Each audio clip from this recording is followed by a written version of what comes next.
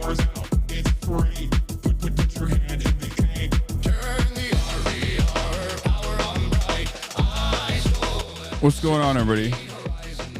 I hope everyone's having a fantastic evening, afternoon, pre-noon, no matter where you are in the world. I'm Hasan Piker, and this is the HasanDaily broadcast coming to you live from sunny California, Los Angeles, folks. We're live and alive, and I hope all the boys, girls, and MBs are having a fantastic one, because today's a beautiful day. Today's a wonderful day. Today is a very special day. What is this? Can you speak on your thoughts about that student question about the October 7 rapes?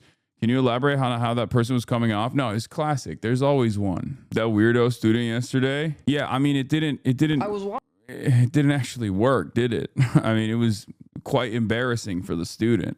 So, and he kind of understood that it was embarrassing. He got like super red, and it was, it's one of those things where like in your head, I think in your head and on the internet, you have an idea of like how things are going to go. But then in person, it doesn't go that way. Like, it's just, it doesn't work that way. This has happened already. This has already happened. This happened at Cambridge too. I don't mind it, because I think people personally have this notion that like a real world interaction is going to take place in the same way that you envisioned it in your mind, or the same way that you assumed it would happen on the internet, because you can't strip a conversation of its nuance when the person can actively respond. Yeah, there was something in their voice, trauma, anger. They were 100% caught reframing the argument. Yeah, it is what it is. It wasn't like I don't think it was a memorable moment at all. What happened? Oh, when I was speaking at University of San Francisco Law School, someone wanted to debate Lord me on one of the classic clips out of context. Rapes, October 7 rapes happening don't change the dynamic for me whatsoever on genocide and apartheid. But yeah, it was great. It was great overall. I had a great time. I don't personally appreciate how much I feel like schools are being annoying with their restrictions. Like Stanford, in my opinion, Stanford absolutely was trying to make sure that I just didn't do it, right? They didn't know how fucking hard-headed and stubborn I am, so they thought, oh, if we just like take away the mess hall, like take away the amphitheater or whatever, like the big area that he was going to do his speech at, like maybe he'll just not show up. And I was like, fuck that, I'm still showing up. I did the Stanford University. It was great. Both were great. One was a full-blown speech. The other one was like a moderated Q&A, and then like an unmoderated portion of the Q&A. And in the unmoderated portion of the Q&A, there was a moment where like someone was like, I'm going to get him. Past stream of yours where you were discussing October 7th and the topic of the UN's report of sexual violence committed by Hamas came in, and I think your exact words were, I don't fucking care about the rapes. Would you mind explaining why you said that? Yeah. I said, it doesn't matter whether sexual violence took place on October 7 or not. That doesn't change the dynamic for me around genocide. And that's still something that I stand by. It's a quote that people try to weaponize against me with regular frequency, but I don't think you would disagree with that sentiment, right? Do you feel like sexual violence happening is a justification for genocide? No, I don't, but I also think like in a room where there's future prosecutors and public defenders that are going to go into victims advocacy, purporting that you don't care about sexual violence happening is very dangerous. Okay, but now that you understand the context of it, you understand what I was saying, right? Because there was a person who was actually claiming that that there was no evidence for sexual violence taking place at all, and the argument in the much broader context was me saying whether or not sexual violence has taken place does not change the dynamic of, or does not justify genocide taking place. I think that's a fairly reasonable critique, right?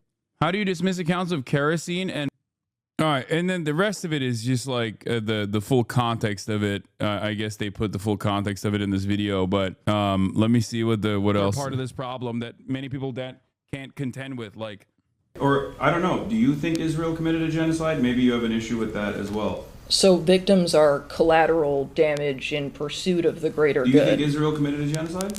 If you don't mind me asking?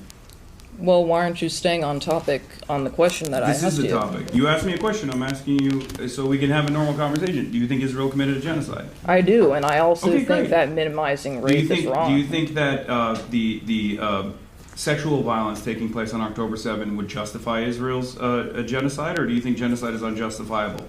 I think it's not a dichotomy. Okay. So where do we go from here? So we're in agreement. I thank you for your explanation. I just wanted to know why you said that. That was such a bad faith argument from this person. They didn't even seem to want to establish what the dichotomy was in this case. You are also aren't minimizing rape. Yeah, exactly.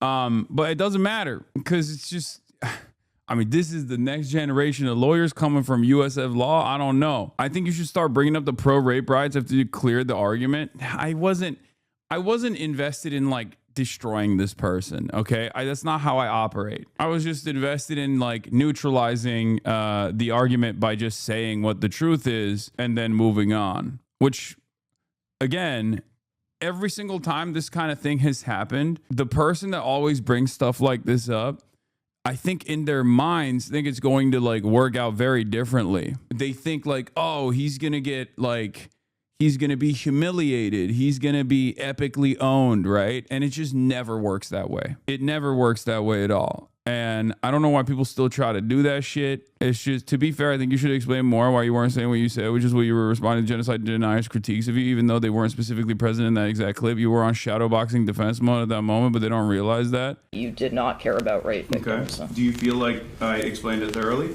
Yeah, thank you. Okay, no problem. That was beautiful to witness. I mean, they agreed with me at the end of it, you know? Yeah, no, the lawyers were also very woke. I mean, it was mostly fans in the room. It was great. Yeah, he turned red by the end of it. I completely disagree with that take. This is the best response you've had to this argument thus far. I mean, I think it's fine, you know? To some degree, you push other people away from your movement when you choose to be cruel beyond just making your point. Yeah, I do what I do regardless. It's just how I am. You know what I mean? It's just who I am. It's how I am. I'm a vulgar person, right? I pop off sometimes.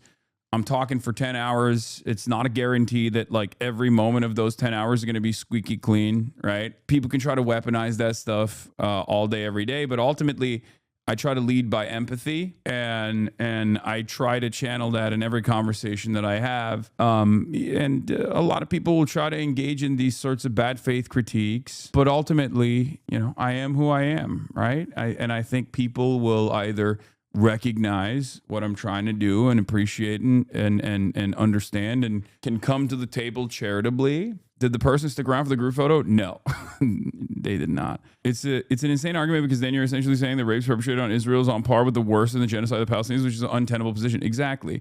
No one who legitimately believes Israel is committing a genocide can make that argument. No one, okay? Because it's a patently ridiculous argument, which is why I asked the question, do you believe Israel committed a genocide? And he didn't want to answer it first. And that's when I was like, oh. And then he realized I'm going to lose the entire room if I just, get into a debate about whether Israel committed a genocide or not. So he thought he could just like say, yes, Israel did commit a genocide. Then I was like, okay, then you understand my point. You agree with my point.